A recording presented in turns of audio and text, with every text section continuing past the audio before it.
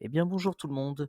Alors aujourd'hui, dans cette vidéo, eh bien, je vais vous donner la solution de comment utiliser Intelligent Provisioning alors que votre hop là, si je clique ici, votre la NAND est corrompue, qu'on ne puisse pas y accéder. Voilà. Quand vous avez ça, en fait, eh ben, on ne peut pas utiliser Intelligent Provisioning et donc on ne peut pas utiliser HP Smart Storage. Alors, on va utiliser Rufus d'abord et on va utiliser ce fichier image qui en réalité, c'est un fichier qui se trouve dans, l'ISO que vous téléchargez de la mise à jour de Intelligent Provisioning. Donc il y a ce fichier ici, là, image et ben, ce qu'on va faire, c'est qu'on va le mettre sur une clé USB et le rendre bootable. Parce que, eh ben, la solution elle est toute simple, en bootant sur la clé USB, on va pouvoir accéder à HP Smart Storage en réalité, sans passer par Intelligent Provisioning.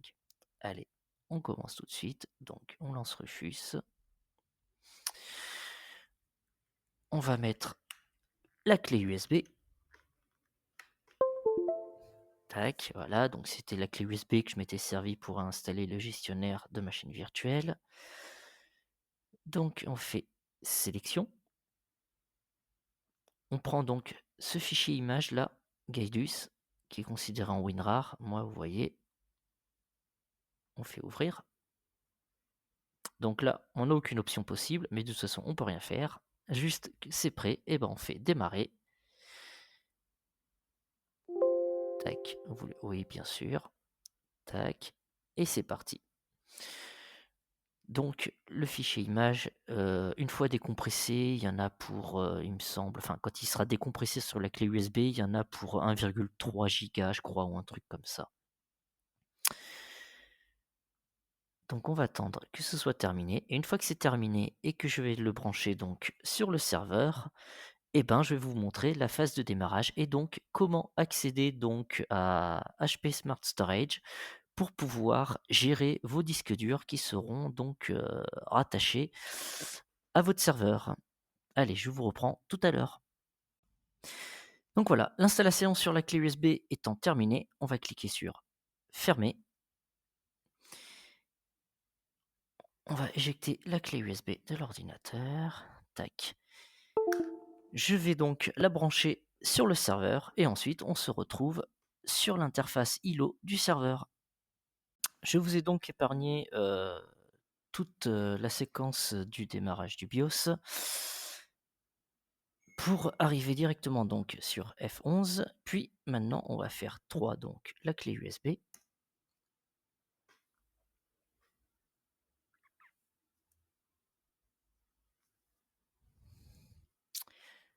Voilà, on arrive à 3 sélections possibles. On va donc prendre Smart Storage Administrator avec la touche bas, Entrée. Puis ça va se charger.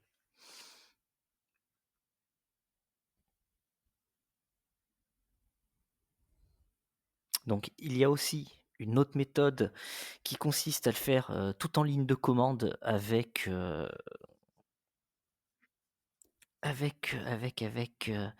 attendez que je réduise, tac, avec un contrôle en activant ici le SSH, mais franchement c'est pénible quoi. C'est voilà, si on n'est pas très à l'aise avec les lignes de commande et tout à distance, voilà, ça c'est vraiment la solution de facilité.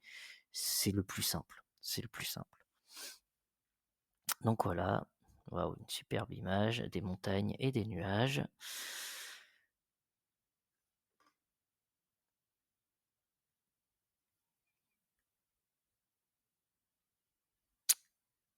D'accord.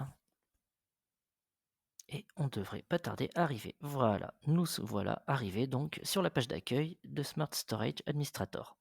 Alors, si comme moi, là, par rapport au réglage de démarrage qu'on a fait de booter sur le SSD qui est sur le port SATA, vous ne voyez pas le contrôleur qui est, voilà, comme moi, vous voyez, il est non détecté. À ce moment-là, aucun souci. Je vais vous montrer. On va quitter ici. OK. On clique sur la petite icône là. Tac. quand tu veux. Elle est assez capricieuse, hein. On va faire shutdown. Là aussi, c'est assez capricieux. Voilà. On relance. OK.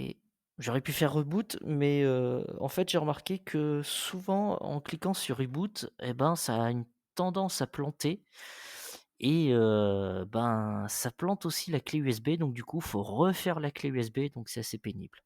Bon, là, je vous épargne toute la séquence de démarrage. Dès qu'on arrive sur la sélection F9, F10 ou F11, je vous reprends à ce moment-là.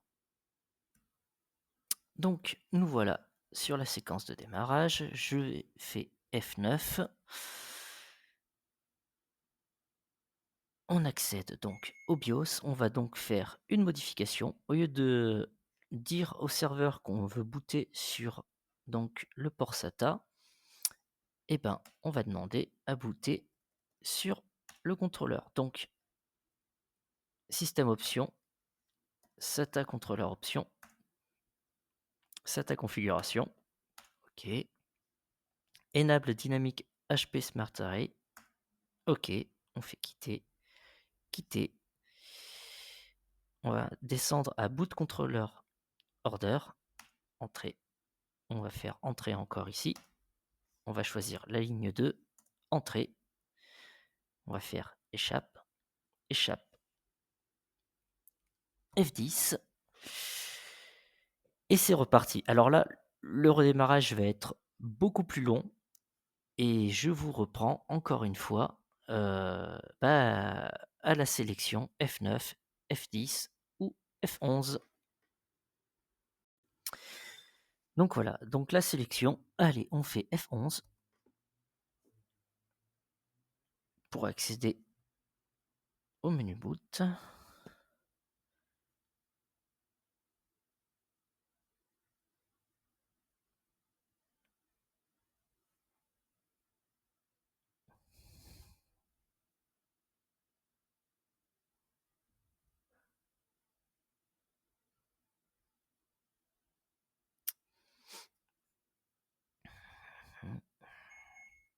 Voilà, donc encore une fois, on choisit 3.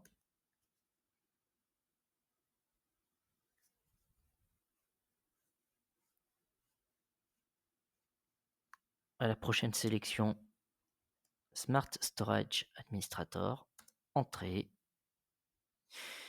Et je vous reprends donc quand on arrive sur l'écran d'accueil de Smart Storage Administrator.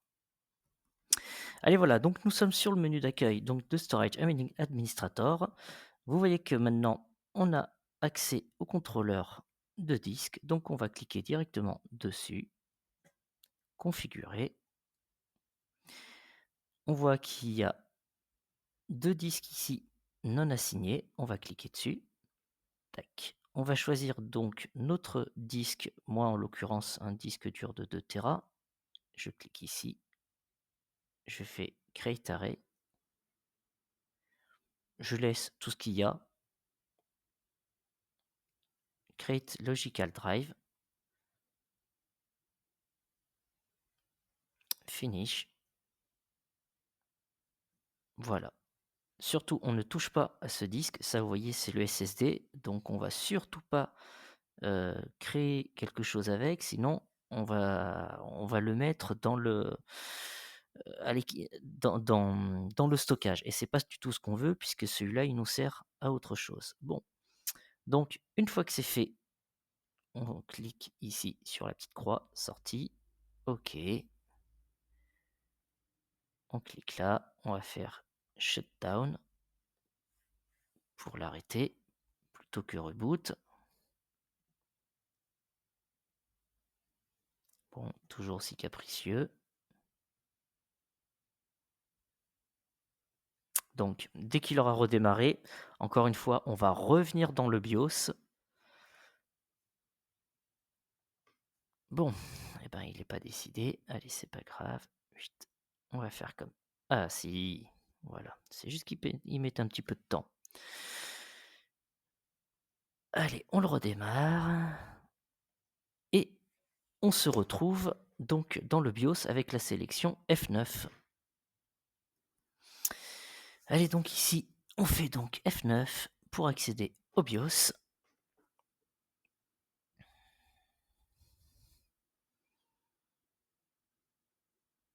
Voilà, on voit bien qu'il est bien reconnu sur le contrôleur RAID. Donc là-dessus, il n'y a pas de souci. On va faire ESC.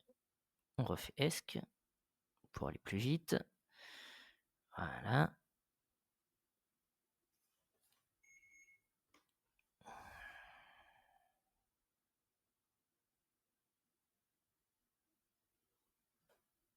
On va donc accéder voilà, au BIOS. Une fois dans le BIOS, alors, système options, SATA contrôleur options, SATA configuration, on fait entrée. On choisit donc SATA Legacy, entrée, on fait retour, retour. Alors ici, si on regarde boot controller order, il n'y a plus que le smart array, donc le contrôleur RAID embarqué, donc on laisse comme ça. On fait échappe, F10, et on va devoir par la suite revenir dans le BIOS, et je vous prends à ce moment-là. Allez, on retourne donc dans le BIOS, F9. Pour donc indiquer le démarrage sur le SSD,